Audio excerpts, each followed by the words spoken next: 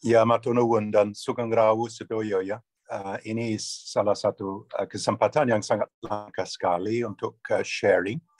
Sebenarnya saya beranikan diri untuk membahas satu isu yang sebenarnya kaum milenial, generasi Z, jauh lebih faham daripada saya, sebab mereka adalah ujung tombak dari salah satu revolusi yang sedang berjalan. Dan malam ini saya ingin mempertimbangkan dan ada ya bagaimana keadaan kami makhluk manusia di tengah-tengah pandemi yang membawa tantangan yang sangat berat, tapi juga membawa kesempatan. Dan saya bayangkan seumpamanya global digital pandemi meluluhlantarkan dunia 10 tahun yang lalu, ya 2011 atau 20 tahun yang lalu, 2001, kapasitas kami untuk bisa hidup di dalam satu suasana lockdown, suasana yang serba terbatas, sedikit seperti di Ponorogo, 25 tahun lockdown di Sulawesi sebelum meninggal, akan jauh lebih susah, lebih sulit ya. Memang ada salah satu revolusi yang sedang berjalan. Kita sudah faham mengenai Gojek dan GoPay, mengenai Grab dan sistem yang cashless ya, jauh sebelumnya, sebelum 2020. Tapi saya merasa bahwa pandemi membawa arus yang lebih keras ya, satu laut pasang yang lebih terasa ya, sebab dengan cepat ada banyak hal yang mulai berubah.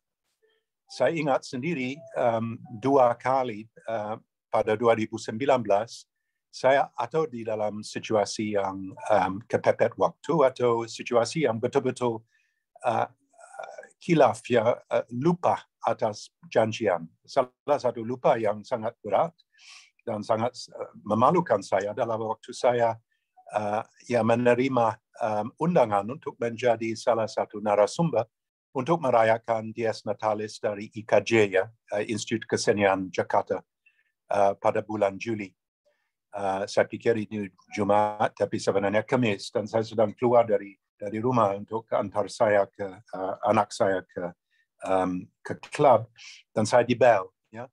Dan seumpamanya ini terjadi sekarang di Bel dan hanya tinggal sejam lagi, terang kita bisa dengan cepat bisa mengaturkan salah satu Zoom, link Zoom ya, supaya saya bisa bergabung dengan Mas Don dan dengan Dr. Armantono, dekan dari Fakultas Film dan TV di IKJ, dan merayakan Dies Natalis dan juga bicara langsung mengenai film yang dibuat Profesor Armantono mengenai di Ponorogo. Ya. Tapi ternyata itu tidak ada kesempatan pada waktu itu. Dan yang kedua adalah saya diundang ke Batu Malang untuk membuat salah satu interfaith gathering ya, di Vihara di Batu Malang. Dan juga saya diundang ke Universitas Malang. Dan sebenarnya kepepet waktu, dan pada waktu itu ada kesempatan untuk bisa bergabung melalui Zoom, juga akan memberi kesempatan yang jauh lebih luas untuk tidak mengecewakan orang. Dan bagi saya sendiri, Zoom meeting pertama adalah dengan teman yang 102 tahun umurnya.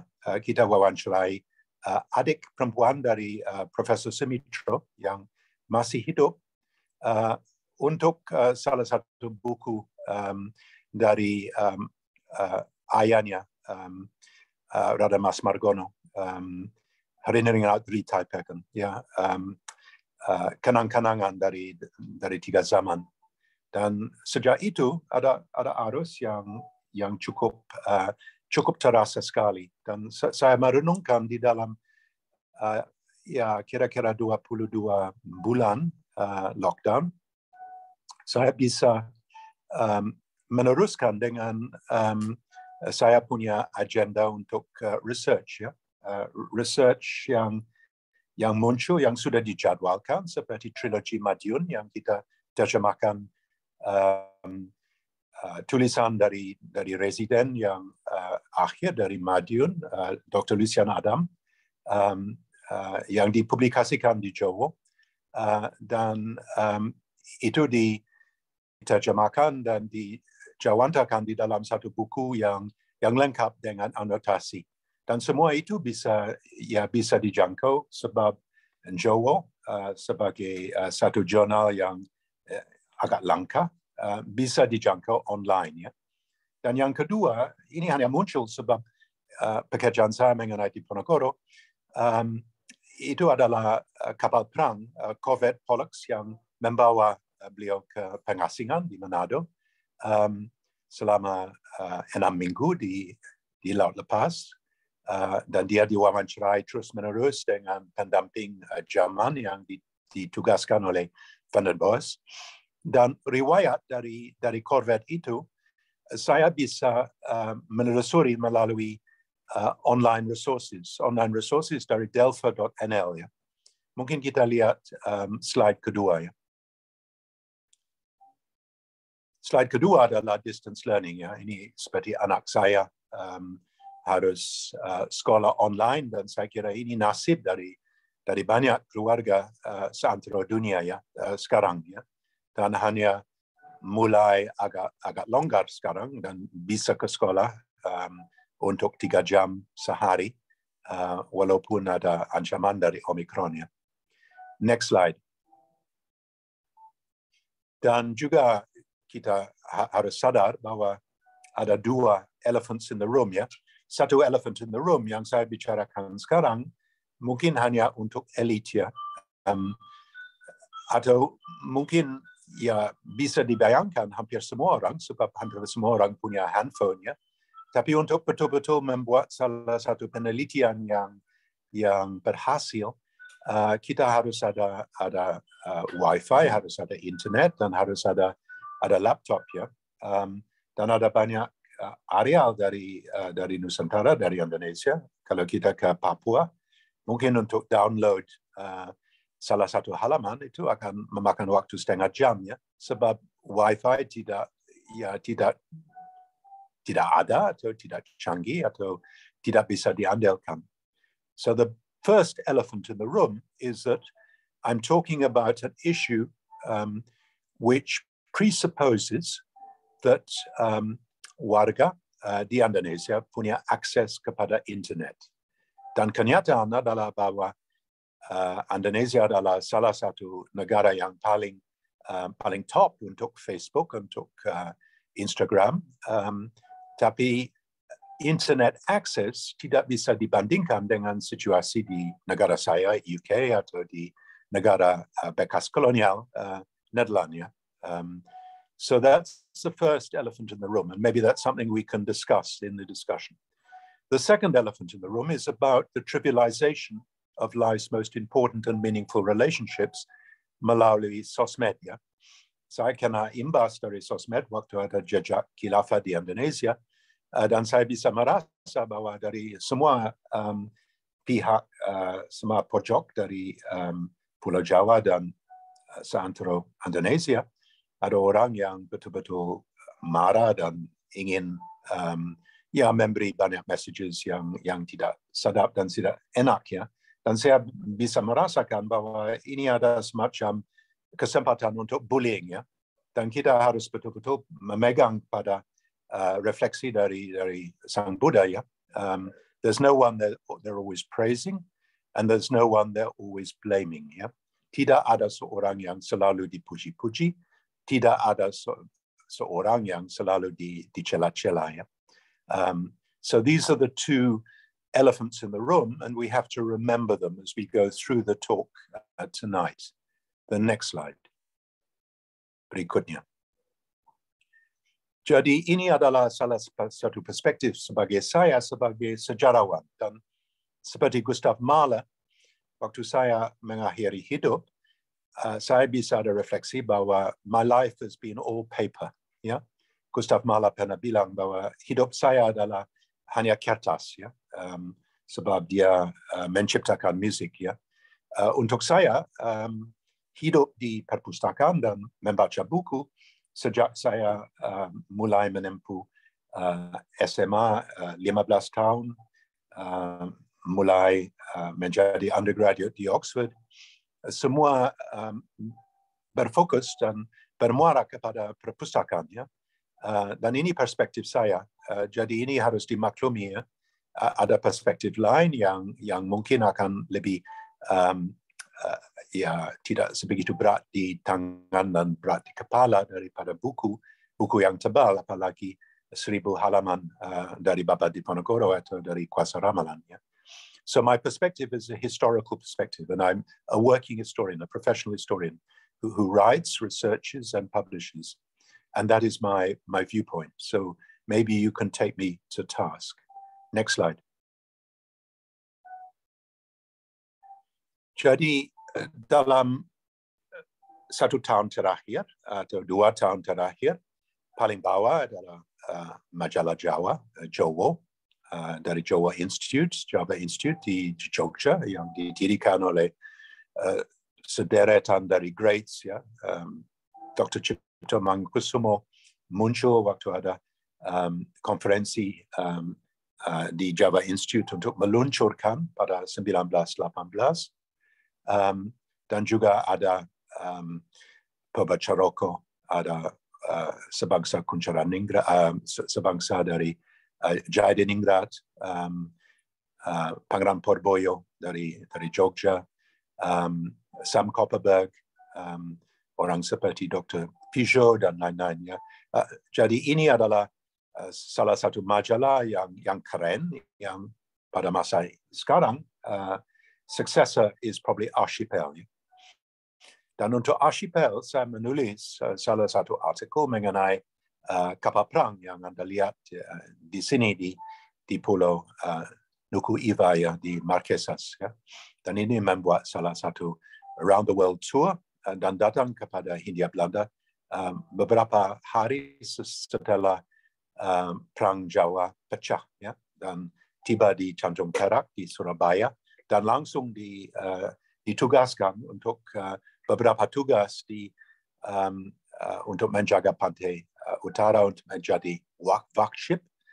Mereka adalah kapal bui untuk menahan orang elit seperti Kiai Adipati Suryada Monggolo, ayah angkat dari Raden Saleh Syarif Bustaman, yang terlibat dengan anaknya Raden Mas Sukur yang bergabung dengan Raden Ayu Serang dengan serangan umum terhadap Semarang pada 3 September 1825 dan beberapa yang lain, ya. Dan salah satu yang menarik bagi saya adalah bahwa kapal ini membawa Diponegoro ke Manado, dan pernah ada banyak Diponegoro pernah ada banyak pemandangan atau refleksi yang pahit yang cukup seru mengenai kekonyolan dari orang Barat, ya. Kekonyolan dari orang Barat atau kekejaman dari orang Barat. Dia bisa melihat bagaimana awak kapal dilakukan dengan banyak punishments yang begitu keji sehingga seorang pelaut membunuh diri di muka Diponegoro, dan Diponegoro heran sekali dan sangat sedih dan marah, ya, dan dia bilang kepada Paswal Jerman, bagaimana kamu bisa menghukum seorang yang tidak yakin bahwa dia betul-betul dosa. Waktu saya dengan ayah saya, Sultan ketiga, punya tugas untuk memberi justice, mengelola sistem penghakiman di Jogja, kita tidak masuk akal bahwa kita akan meniaya seseorang sebelum mereka diadili atau memberi salah satu punishment yang tidak manusiawi. Dan mereka tanda tangan Diponegoro dan ayahnya salah satu perjanjian dengan Inggris untuk menghapus semua unsur dan semua pelaksanaan dari torture, dari siksaan, dari sistem penghakiman di Jogja. Ya, jadi ini adalah sesuatu dari satu buah dari revolusi, dari enlightenment, dari pencerahan yang ditelan dan dijunjung oleh ya rakyat atau elit Jogja dan elit Jawa waktu zaman Inggris antara 1811 sampai 1816. Dan bui seperti yang kita punya di bawah tanah di Stadthaus, di Museum Sejarah Jakarta, ditutup, ya. Ditutup sebab Belanda menganggap itu tidak manusiawi, bahwa 85% dari semua tahanan di bawah tanah meninggal dalam hitungan minggu sebab ada tifus dan ada kolera dan ada dysentery. Dan sayang, saya merasa bahwa manusia mundur ke belakang. Bui ini dibuka waktu Jepang dan dibuka lagi waktu zaman Soeharto. Dan salah satu om saya ditahan di sana dan disiksa di sana hanya sebab dia adalah seorang lawyer yang ikut mendirikan Bapergi. Ya. Jadi ini adalah saya bisa menelusuri melalui online resources, bisa menelusuri melalui online resources khusus untuk bisa ada salah satu tulisan yang tidak mungkin kalau tidak ada online access, ya, melalui Delphi, ya, access efficiency. So as a historian, the most clearly positive aspect dari situasi sekarang adalah bahwa saya bisa untuk peluru saya adalah ya data yang bisa diperoleh dari arsip dan arsip Belanda, arsip dari yang sudah dicetak seperti 15 juta koran dari delphi.nl atau sastra.org dengan babad Jawa bisa diakses dan bisa dikunyah, bisa ditulis kembali dan bisa dipublikasikan. Dan sebenarnya artikel yang saya buat mengenai COVID Pollux hanya memakan waktu 6 bulan. Ya. Jadi ini memberi saya tidak harus jauh-jauh dari seperti I don't have to look out of the window to know the path of the stars or open my front door to travel the world. Ya, ini adalah salah satu kutipan dari Confucius, ya, dan ini menjadi realitas di dalam lockdown. So this opens possibilities, yeah, which I think are vital for Indonesia, yeah, for libraries, archives, universities, and research institutions to take on board, yeah. Jadi ini adalah satu tantangan, tantangan yang sangat kekinian, ya, supaya kita bisa memanfaatkan satu pundi-pundi yang luar biasa dari budaya dan warisan leluhur yang kita punya di sini di Nusantara, di Indonesia. Warisan leluhur yang tidak mati suri waktu sistem didobrak oleh Belanda, tapi masih hidup dengan sangat jelas di dalam sistem pensiaraan yang ditulis oleh teman saya George Quinn di dalam Bandit Saints of Java, How Java's Eccentric Saints Are Challenging Fundamentalist Islam in Modern Indonesia. Dan juga waktu tsunami meluluhlantakkan Aceh dan Sumatera Utara, salah satu areal dari utara dari Indonesia yang selamat adalah salah satu pulau Simalu, yang 150 mil laut barat laut dari Melabu dan 88.000 penduduk. Hanya 44 orang meninggal sebab mereka dari warisan leluhur bisa membaca alam dan zaman, ya. Dan jadi laut surut itu bukan kesempatan untuk ke pantai untuk cari ikan, tapi adalah tanda mara bahaya dan langsung ke gunung, ya. Langsung ke gunung 44 orang mungkin harus ditinggal sebab terlampau tua, terlampau sakit, tapi semua bisa selamat walaupun banyak desa, banyak kampung rusak berat. Ya. Dan ini sebab ada turun-temurun dari leluhur adalah satu tradisi lisan mengenai bagaimana kita bisa mempertahankan hidup di dalam satu bumi yang sangat rawan sekali dengan malapetaka. Ya. Ada tsunami, ada jauh sebelum global warming, ya, ada isu dari volcanoes, ya, ada isu dari meletus dari gunung api seperti Mbak Marichan, ya, di Merapi pada 2010. Jadi kita harus waskita, ya, harus bisa jangan meremehkan apa yang kita bisa memperoleh dari leluhur. Dan saya ingat ayah saya, dia harus jalan 350 kilometer dari Myanmar, Burma, sampai Bangladesh untuk menghindar dari Jepang. Dan dia diselamatkan oleh orang trackers yang dari Kachin dan Chin yang tahu benar-benar mengenai keadaan di pegunungan dan bagaimana kita bisa mempertahankan hidup di tengah-tengah hutan dan bisa makan dedaunan, bisa juga memakai untuk menghindar malaria, ya, walaupun dia sendiri kena malaria tropis sama dengan di Ponorogo. Next slide. Jadi kita harus merenungkan, ya, situasi sekarang untuk Indonesia adalah ada banyak mahasiswa, hampir semua mahasiswa, SMA, SMP,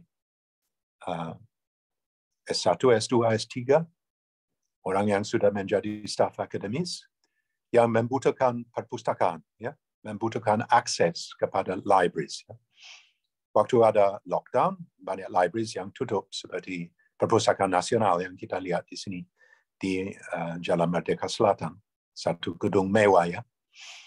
Tapi ternyata walaupun gedung mewah dan serba fasilitas ada dan ya koleksi yang langka sekali seperti semua print runs of local newspapers, ya, koran daerah yang mulai dengan Bromo Tani pada 1870-an, Selompet Melayu dengan ya Bahasa Quran dan lain-lain, dan semua sampai dari 1870-an sampai 1950-an.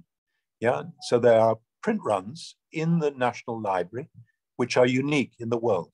Yeah, and if you're writing histories, kalau mau menulis sejarah dari the rise of the Indonesian middle class di bawah situasi kolonial, kita harus ada akses kepada koran. Tapi sampai sekarang koran yang ada di Perpustakaan Nasional tidak bisa dijangkau sebab belum didigitalisasi, ya. Dan mengapa tidak didigitalisasi? Mari kita simak. Next slide.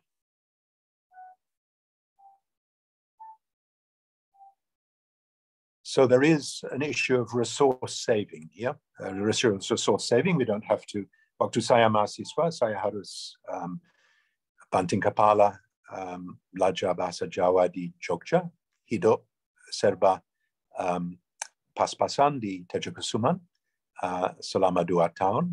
Setiap hari saya atau ke Sonobudoyo atau wawancarai narasumber di Kulon Progo atau bermalam di Selarong atau pergi ke Widyobedoyo di Kraton. Dan memang ada banyak rezeki yang saya mendapat secara budaya dan secara persentuhan dengan dunia Jawa yang kalau saya tidak hidup di Tejokusuman waktu Gusti Tejo masih hidup 71, 72, 73, tidak mungkin saya bisa ada memperkayakan diri dan bisa membangkitkan salah satu identitas kedua dalam dunia Jawa. Tapi untuk banyak ya murid yang bangku di kelas SMP atau SMA menggeser ke ibu kota untuk belajar di Perpustakaan Nasional atau di Arsip Nasional atau di Museum Nasional selama 1 tahun atau 2 tahun yang saya buat antara 76, 77, dan 78 tidak masuk akal, tidak ada funds, tidak ada kesempatan secara tidak praktis. Ya. So you have to think that there's also an issue of the economy of means. Yeah. Next slide.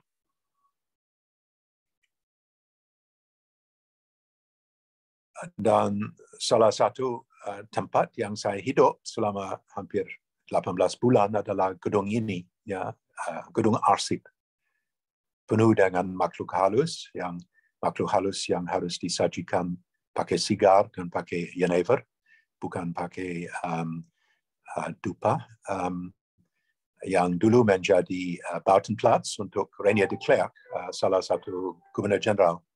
Dan saya hidup di sana, saya belajar di sana dari arsip, dan saya bisa selama dua tahun membuka arsip residensi, ya. Dan saya didukung oleh salah satu Social Science Research Council Scholarship. Ya. Saya bisa hidup dengan om saya, Colonel Ali Ibrahim, yang waktu itu masih di penjara di Cipinang, di Jalan Tanah Abang 1. Setiap hari saya jalan ke Harmoni, naik oplet, dan saya ke sini. Ya. Tapi sebenarnya tugas dari arsip yang kita baca di dalam surat SK Presiden 2009 dan sudah ada undang-undang mengenai kearsipan 2009 bahwa harus dipermudahkan akses kepada arsip, ya. Tidak harus mengharuskan orang ke arsip untuk mengetok pintu dan mendapat tempat untuk baca di ruang arsip. Sebenarnya kekayaan dari semua residensi arsip, semua notarial archives, semua arsip kolonial yang disimpan dan sudah diakui oleh UNESCO sebagai satu warisan dunia untuk VOC, sebenarnya harus online. Ya. Dan sampai sekarang belum tercipta. Ya. Belum ada arsip residensi Jogja, residensi kegubernuran dari pantai Timur Laut Jawa, North East Coast, yang berpusat di Jepara dan Semarang, atau arsip-arsip yang kita bisa baca seperti Politik Verslag atau Algemene Verslag, yang kita bisa membaca ya, kejadian hari-harian di pedalaman dari Jawa. Ini belum online, ya. Jadi kita harus membuat notasi sendiri, notulen. Kita harus kirim, mungkin kita punya research assistants, dan mahal, tidak efektif, it's not an economy of scale. Ya. Walaupun dari segi budaya, ya 2 tahun di villa dari Reinier de Klerk, salah satu tempat yang keren untuk kerja, walaupun sering banjir. Next slide. Dan ini adalah, I'm not sure what Voltaire is doing here. Ini adalah Tejo Kusuman, Gusti Tejo punya salah satu sekolah Krida Bekso Wiromo, yang dia mengajar tarian Bedoyo Serimpi, tarian klasik di luar benteng dari keraton, dan didirikan 1918. Jadi baru merayakan 100 tahun, ya, dari Krida Bekso Wiromo, ya, dari Gusti Tejo. Dan waktu saya di sana, saya bisa mengicipi setiap Sabtu, dan ya, suasana dari salah satu pendopo, suasana dari salah satu pedalaman dari seorang pangeran, salah satu yang punya Magasari, punya Kapadak, punya rakyat yang dari tanah-tanah di Bantul dan Sleman, punya engineer Tejo Yuwono yang tetangga saya. Ya, saya bisa menyaksikan salah satu Jawa in miniature, ya, dan saya bisa bayangkan bagaimana suasana di Tegarejo waktu Diponegoro masih hidup dengan Ratu Ageng, ya, di sana waktu dia dibesarkan dari 7 sampai 18 tahun di bawah naungan seorang perempuan yang menjadi ujung tombak dari tarakat Kshatriya di Jogja. Ya. But for most people, the possibility of moving to the Cejakusuman and living here for 2 years is not on the cards. Yeah. Next slide.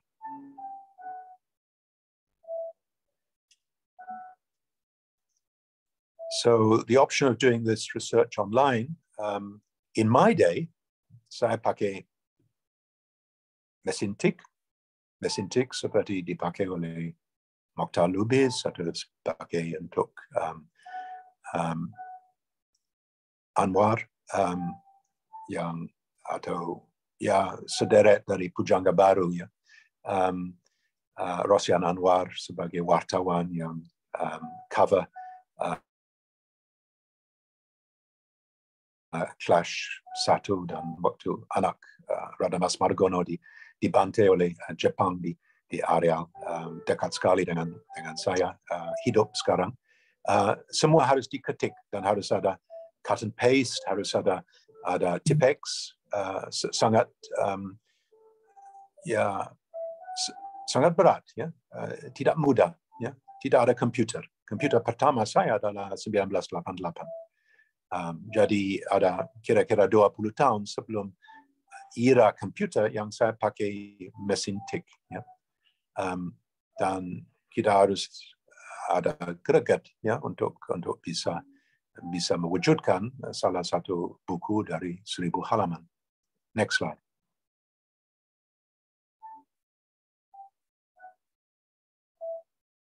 So aspirant researchers and budding historians, academics in post, sangat membutuhkan a connected world. Ya.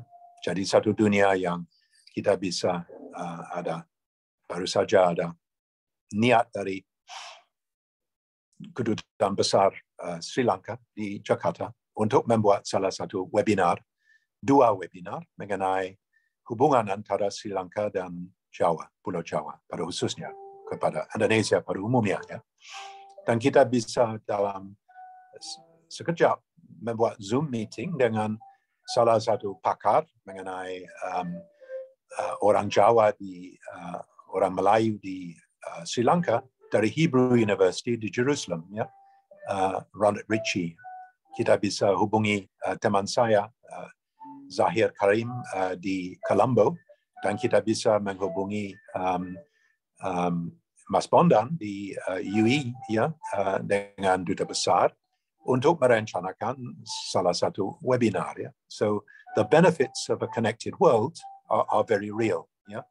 And this is one of the reasons why the internet has accelerated. Yeah? Supaya kita bisa hemat energi. Hemat energi dengan mudah naik kapal terbang, menjadi dosen terbang, atau harus offline meetings. Ya? Dan juga bisa mengakses arsip dan membuat skripsi dengan lebih gampang dan lebih murah daripada harus hidup di Leiden selama 2 tahun atau pergi ke Paris atau ke Library of Congress. Ya. Next slide. Tapi kenyataan sekarang adalah there's not a single campus or university library which has its resources online. Ya. Tidak hanya perpustakaan nasional dengan sederetan dari koran atau arsip yang mereka punya, warisan dari Batavia Genootschap van Kunsten en Wetenschappen, ya, yayasan atau paguyuban Batavia untuk ilmu pasti dan untuk budaya yang didirikan oleh Rademacher, seorang Freemason, 1778. So all these great treasures are not online. Finance is not a problem. Ya. Ada banyak orang yang sudah siap untuk memberi wang. Ya. Leverhulme, Fulbright, Ford Foundation, Belanda melalui Leiden dengan atau Rotterdam dengan pairing dengan Jakarta. Yeah? Finance is not a problem. The problem is gregat. Problem is political will. The problem is the will to actually go the extra mile and do the job. Ya, itu bukan, it's not rocket science, but it requires greget. And if you read Mokhtar Lubis, greget is in short supply. Orang Indonesia pandai sekali dan sangat luar biasa dalam bidang budaya, tapi untuk isu yang sudah menjadi fokus, tahayul, feodal, iri hati, dan isu dari greget, ini sudah di-profile oleh Mokhtar Lubis dalam manusia modern Indonesia. Yeah. Next slide. So you have a stasis. Yeah, you don't have an academic research culture in Indonesia. Yeah, Indonesia has won a Nobel Prize, and if it wasn't for the Kempeitai, you would have won 2. The Nobel Prize was won in 1929. It was won by Christian Eichmann, a microbiologist who did most of his work on vitamin B1, origin of beriberi and rickets disease, here in Jakarta, at the Colonial Microbiological Institute, which was set up in 1916.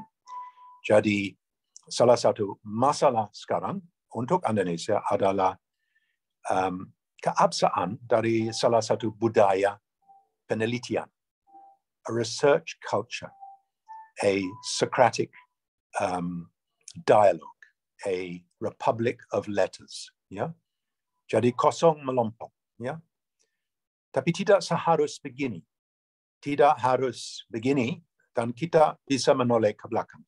Sejak merdeka, Indonesia tidak memperoleh satupun Nobel Prize. Sebelum merdeka, sudah meraih 1 Nobel Prize. Memang itu diberi kepada seorang totok Belanda, Dr. Christian Eichmann, lahir atau dibesarkan di Cilacap, tapi dia membuat semua penelitian di sini, di Batavia, at the Microbiological Institute in Batavia. Dan hampir semua stafnya adalah orang pribumi. Ya? Dan salah satu yang paling cemerlang menjadi kepala dari Eichmann Institute yang pertama yang pribumi, Profesor Mokhtar, Ahmad Mokhtar. Ahmad Mokhtar, waktu dia pergi ke Amsterdam untuk membuat skripsi dan skripsi S3 mengenai leptospirosis, membuat satu dobrakan di dalam research mengenai asal-usul dari yellow fever, dari penyakit dari demam kuning, ya, dengan leptospirosis. Dan waktu dia menjadi kepala dari Eichmann, he was the whistleblower. Pada 1944, Jepang dengan tergesa-gesa mau memperoleh salah satu vaksin, seperti sekarang kita dengan cepat-cepat membuat vaksin untuk COVID, untuk tetanus. Dan mereka menyuntik 200 Romusha di Klender, dan semua 200 kelinci percobaan meninggal. Dan Ahmad Mokhtar pergi ke Klender untuk memeriksa atas undangan dari gonsekan dari otoritas militer di Batavia, Jepang. Dan dia dengan tekun meneliti, dan dia membawa salah satu skin sampel dari upper arms. Jadi dia bisa lihat, bisa tes apa sebenarnya horse vaksin yang dipakai, horse vaksin yang betul-betul tidak mempan, dan 200 orang dibunuh tersia-sia dan dengan kecil. Dan he blew the whistle, and for blowing the whistle, dia menjadi sasaran. Semua staff menjadi sasaran. Semua dibuang, sudah ditutup, dibui di pusat Kempeitai yang sekarang adalah Menteri Pertahanan, dulu adalah Fakultas Hukum, dan mereka disiksa mati-matian, 3 orang meninggal. Dan pada akhirnya Mokhtar Lubis tanda tangan bahwa dia sendiri yang yang salah dan semua yang lain tidak ada sangkut paut dengan apa yang terjadi di Klender. Yeah? So he took the rap. Yeah? He was a chevalier sans peur et sans reproche, like the Chevalier Bayard. Yeah? Seorang satria seperti Hamengkubuwono ke-9, Sultan, yang tanpa merasa takut apapun dan tanpa cela apapun. Yeah? And he was tortured, he was murdered, and his body was bulldozed in Ancol and buried in a mass grave. Yeah? If he had lived, Trang, Indonesia akan memperoleh salah satu Nobel kedua. Dan mungkin akan ada zaman emas untuk Eichmann Institute pasca perang. Ya? Atau kalau Jepang tidak datang ke sini, mungkin bisa menjadi salah satu mutiara dari a stellar sky of research facilities and institutes here in the Nusantara. But that is not the case. Yeah? UI tidak menghasilkan apapun selama 2 tahun. Yeah? Kalau UGM menghasilkan salah satu sistem untuk test untuk COVID, ya. Tapi setahu saya ilmu pasti di UI tidak ada sumbangan yang berarti. Ya? Dan realitas adalah sejak merdeka pun untuk Peace Prizes. Ya? Filipina, Vietnam, Myanmar, semua punya Peace Prizes. Kalau Australasia punya 20 Nobel Prizes, 10 dalam medicine seperti Eichmann, ya, dan seperti Ahmad Mokhtar. Tapi untuk Indonesia, 0. Ya? And for a country your size, which is the 4th in the world and soon to be the 3rd largest in the world, to exist without a research culture is a major absence. Yeah, you're not going to go forward with an R&D program without developing a research culture. And research culture is not just facility; it's also a spirit of competition, a spirit of gregat, a spirit of sharing, of encouragement. A bit like Bagehot said about the Queen, yeah, about the monarchy.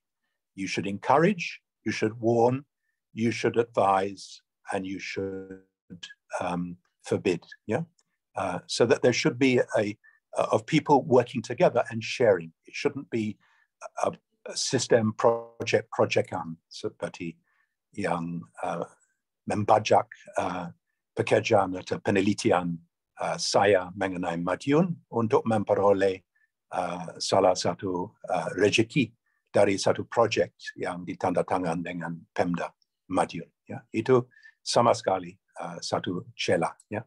Dan kita semua sudah baca artikel yang ada di Kompas beberapa 1 minggu yang lalu dari seorang dosen muda di Universitas Muhammadiyah di Jogja yang said it as it was, prostitusi akademik. Ya. Prostitusi akademik sebab kita dengan membanting kepala memburu-buru untuk Scopus articles, kita hanya pikir mengenai diri sendiri, kita memanfaatkan research assistants, kita tidak betul-betul work in a team, and devil take the hindmost. Dan sama sekali tidak ada pikiran untuk keadilan sosial atau untuk menolong orang yang miskin. Yeah. Next slide.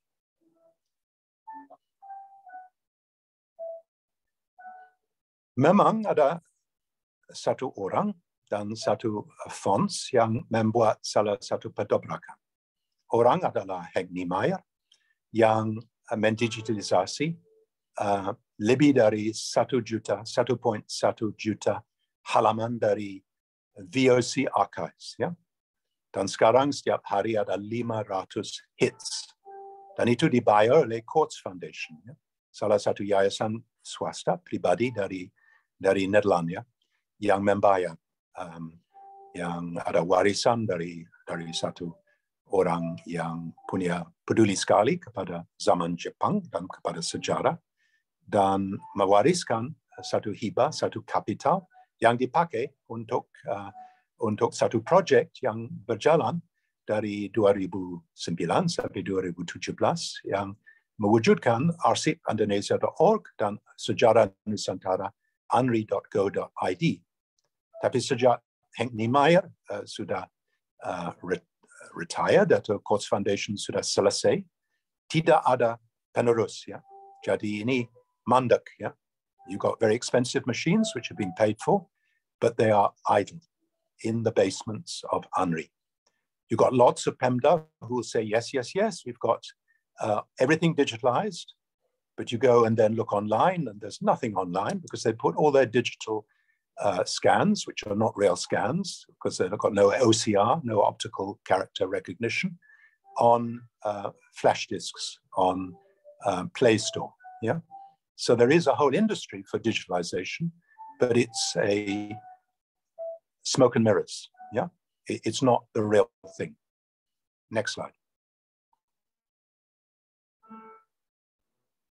So you have the curious situation, ada situasi yang sangat memilukan dan sangat memalukan bahwa negara bekas kolonial dan universitas yang tersohor di negara bekas kolonial, Leiden, no longer called the Leiden University Library, but the University Libraries of Leiden, because it includes the Cairn Institute and includes the botanical collections, etc., and the Koninklijk Institute for Taalland and Volkenkunde yang sudah bergabung.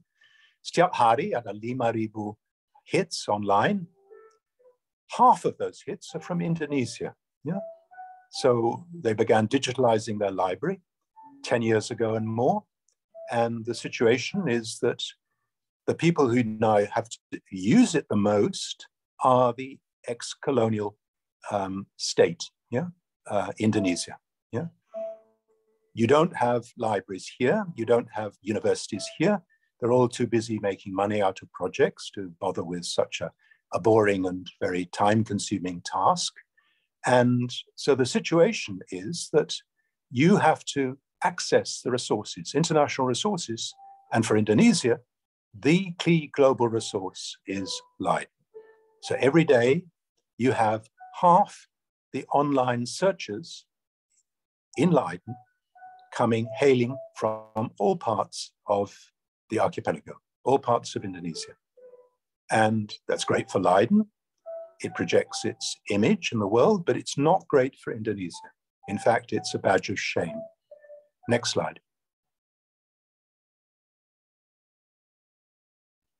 So you have scanning. Yeah, scanning, you can, every day I scan papers and I send them on my hand phone. That's not scanning. Yeah, scanning is to digitalize collections are built up by applying international standards.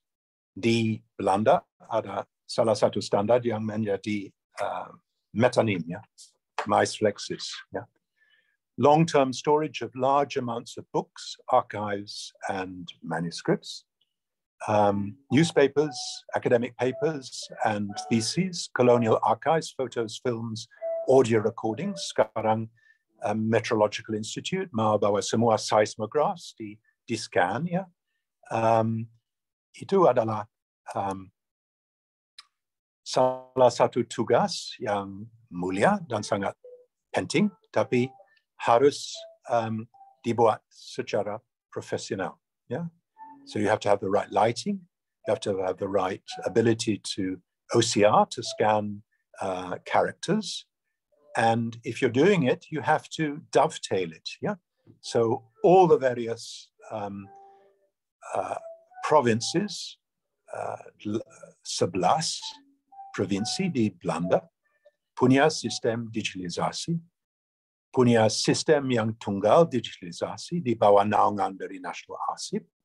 So if we put in a name, I'm looking for the German officer who accompanied Diponegoro.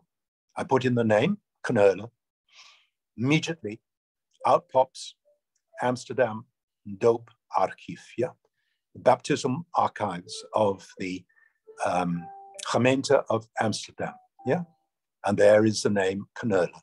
So I know it's not him, but it's his brother, and he lived in Amsterdam. He got married in Amsterdam. I know about the registers. So this is a huge sangat penting sekali untuk research. Saya bisa membuat salah satu nama bisa dengan seketik mata bisa muncul 20 hits, ya. Dan 20 hits bisa untuk semua lander di Belanda, ya. Jadi bisa Hoorn, bisa Zeeland, bisa Amsterdam, bisa Leiden atau Utrecht, tapi semua ada online, ya. So this is a professional process, not rocket science, but it's a professional process. And probably before you move your capital to Kalimantan, Timor atau Tengah, probably the most important thing to do is to put all your citizens online, yeah? And to put all your resources online. And so you can have a footprint in the world. Instead of Indonesia being a big zero, you can actually do something which is of consequence. You can actually begin to bend the game in terms of influencing. Knowledge is power. Kalau knowledge, ada Merle Reckless, ada Nancy Florida, ada George Quinn, ada Peter Carey. It's not good that the commanding heights or your historical research field is dominated by foreigners. It's not a good thing when a country is explained by people who are not your citizens. 90% dari artikel ilmiah yang dipublikasikan mengenai Indonesia di dunia dipublikasikan oleh orang yang bukan warga Indonesia. Kebanyakan orang WNI, warga negara asing, WNA, tapi juga orang seperti Vedi Hadis dan Ariel Haryanto yang sudah di negara orang dan sudah ambil kewarganegaraan dari orang, ya, orang lain, ya. Jadi bayangkan, seumpamanya Inggris, 90% dari yang kita ketahui mengenai Inggris melalui filter dari orang Peru atau orang Rusia atau orang luar, ya. Mungkin ada orang seperti Conrad yang bisa menjadi cemerlang sekali, bisa menulis dalam bahasa Inggris dan betul-betul memanfaatkan dana persentuan yang erat sekali dengan warisan leluhur kami sebagai sastra Inggris. But it's also a big danger. Yeah, it's also in the age of hoax. It's a big danger. What happened to Ahok can happen to you on a national scale. You can be hoaxed. And I know this because I talked with Hasan Wirayuda. Saya punya wawancara dengan Hasan Wirayuda yang dulu di Oxford sebagai mid-career fellow from the DEPLU. Dan dia punya S3 dari salah satu universitas tersohor di Maryland, ya. And he's a lawyer, ya. Dia ahli hukum. Dan he wrote his thesis, S3, di bawah satu orang yang menjadi supervisor, yang bekas anggota dari tim hukum untuk Belanda di PBB, ya. So his supervisor was the former legal advisor to Elko van Clevens at the UN Security Council, yeah. And he wrote the papers for the Linggadjati and for Renville and for the Roundtable Conference. And he actually had a very deep antipathy to Indonesia, ya. Jadi supervisor dari Hasan Wirayuda yang membuat S3 di Maryland, di Universitas Maryland yang tersohor, apalagi di dalam bidang hukum, dia punya supervisor yang mantan seorang penasihat untuk tim di PBB, ya. Dan PBB Belanda, ya. Tim Belanda yang menghadap dengan Indonesia waktu ada diplomatic perjuangan diplomatik untuk meraih kemerdekaan Indonesia. Dan dia membuat semua situation papers untuk tim Belanda, ya. Dan waktu dia menjadi supervisor dari Hasan Wirayuda, dia betul-betul seorang profesor yang tersohor, tapi di dalam lubuk kalbu yang paling dalam, dia benci kepada Indonesia, ya. So you can't assume that just because someone comes to your country, studies it, writes about it, knows about it, speaks your languages, likes you, yeah? It could be completely different. And if you rely on foreigners to explain Indonesia to the world, then you are on a very sticky wicket, ya. Kita bisa membayangkan waktu Indonesia memperjuangkan kemerdekaan, ada sebangsa, ada tokoh seperti Syahrir yang pergi ke PBB, pergi ke Lake Success, pergi ke Majlis Security Council dan bisa dengan lantang bisa bicara kepada Security Council, ya.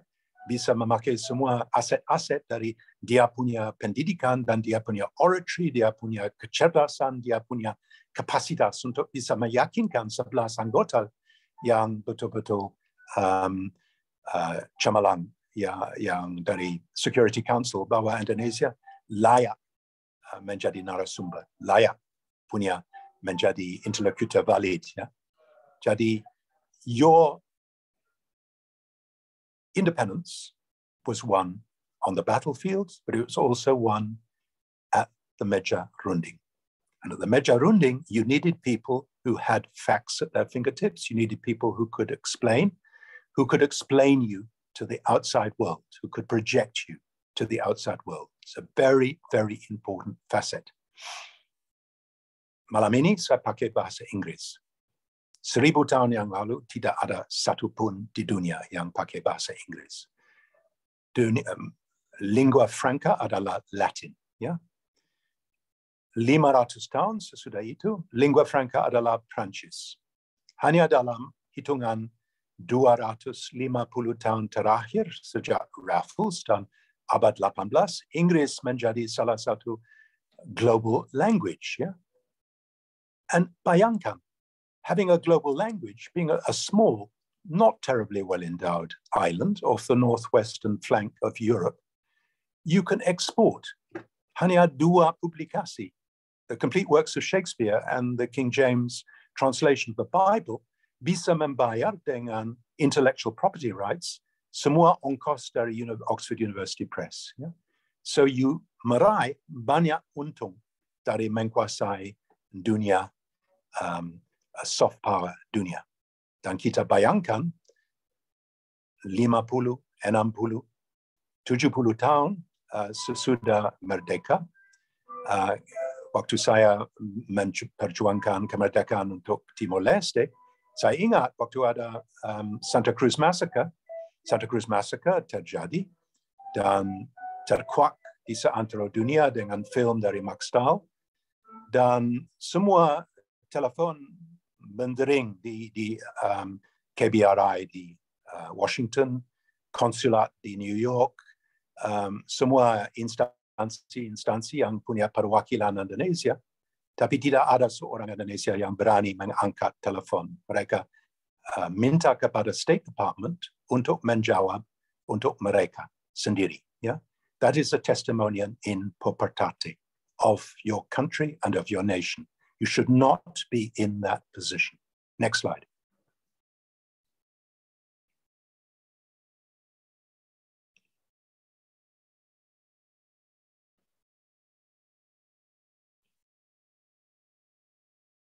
Next slide.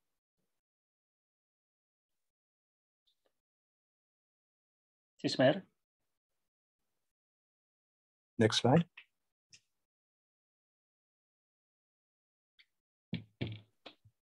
Cismer, bisa di next slide.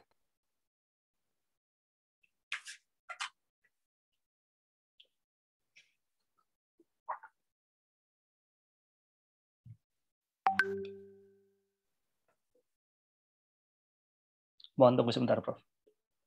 It's okay. Yeah. So the collection areas, you've got collecting traditions, long-term storage of large amounts of books, archives, and manuscripts. You've got a scientific heritage. You've got newspapers, academic papers, and theses, photos, films, and audio recordings. You've got your scientific heritage, the Eichmann Institute, and all its doings, yeah? Your seismographs mengenai sistem seismic di Indonesia, yeah, your meteorological records, yeah, all your records of your scientific research, and you've got cultural heritage collections, yeah. Cultural heritage, vital. All the photos which were taken by the Dutch Oudheidkundige Dienst, all the reports of the Dutch Oudheidkundige Dienst would make it clear that it is not a good idea that the Pemda Mojokerto builds a Disneyland in Trowulan, yeah? Builds a theme park just on the southern bank, on the western shore of the Segarang, yeah? So these are collection areas and they're heritage collections. Next slide. And internationally, the profile of Indonesia, as I said, the time in Santa Cruz is a big, you may not think that's neither here nor there. You may think it's a sleight of hand of the colonial state. You may think the world is a very unfair place, but the reality is that you don't punch your weight in the world, yeah? For a state as big, as important, strategically important, as culturally important, as socially and religiously important. All the great major religions coexist. You have the mosque at Kudus, yeah, which has Chinese, Hindu, Buddhist, Islamic features, yeah. The world needs to know about you. You need to speak with a clear voice, and you need to be part of the human choir, yeah. You got biodiversity in nature, you got biodiversity in culture, and every culture needs to be heard and to be respected. And to gain respect and to be heard, you need to be available. You need to be available online, and you need to project your soft power. Next. And you need to make it attractive, yeah? It's not Brakti Kapala dan Brakti Tangan. You need to have a situation in which Indonesia is good news, yeah? Things that come out of Indonesia are worth having, yeah? Because they are intellectually intriguing, artistically pleasing, culturally extremely enriching. And in terms of the lessons you can teach the world, they're lessons which enable the world to live more skillfully on planet Earth, bumi manusia. Ya, jadi harus dibumbuin, harus di-project. Tapi saya yakin dengan cara untuk bisa menoto dan bisa menatar dan your artistic skills, that's not going to be a problem. The problem is in the heavy lift of putting your resources, your Library of Alexandria online. Next slide. And if you look at South Korea, bayangkan, Korea Selatan. Waktu Indonesia di Roundtable, 27 Desember 1949, menjadi merdeka de jure. Korea terpuruk. Mulai perang saudara, jauh lebih miskin daripada Indonesia, jauh lebih miskin. Tapi sekarang dengan tekun KDC, Korean Development Corporation, 20-year plans, 5-year plans, Park Chung-hee and his import substitution, yeah, democratization process in the 1980s. Sekarang, the 9th richest economy in the world, yeah. Dan bisa project boy bands, girl bands, wall-to-wall on TV, historical Sinetron, and bisa meraih Oscar for the best film in the world, Parasite, in 2019. Yeah, this didn't just come about. It came about through a very determined and skillful project of selling, packaging, and orbiting South Korea as a South Korea Inc. Yeah, and it's the same with Vietnam. Yeah, Vietnam much poorer than Indonesia, right up to 1973 when the Paris Peace Accords were signed. Yeah, when the Americans withdrew, when 75 Vietnam was unified after 20 years, 25 years, 3 Vietnam, 3 Indochina wars. Yeah, it's now 8th in the PISA rankings for the best schools. Yeah, assessment by the Program of International Student Assessment of the OECD puts Vietnam at number 8 for achievement in maths, in hard sciences, and in literacy. Indonesia, out of the 70 surveyed, is 62. Yeah.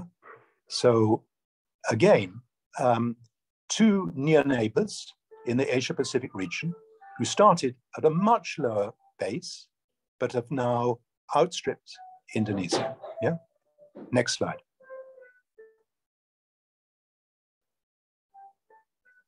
And you can look at the recent success. Yeah, a 7-year, $7 million initiative seperti raising the Titanic untuk mengorbitkan the Yiddish Jewish culture of Eastern Europe, which the Nazis tried to stamp out. 6 million Jews were killed. All the libraries were destroyed, but people smuggled out books. They smuggled out pieces of paper in their pants, in their underpants. They got out 4.1 million artifacts, and all those are now online. So you can recreate, Majapahit, you could recreate Srivijaya, you could recreate the mini Nalanda you had in Sumatra, if you had a will. And the Jewish Institute in New York, with 3 memory institutes in Lithuania, have just done this over a 7-year period. And now there's a huge, massive resource. Matono one.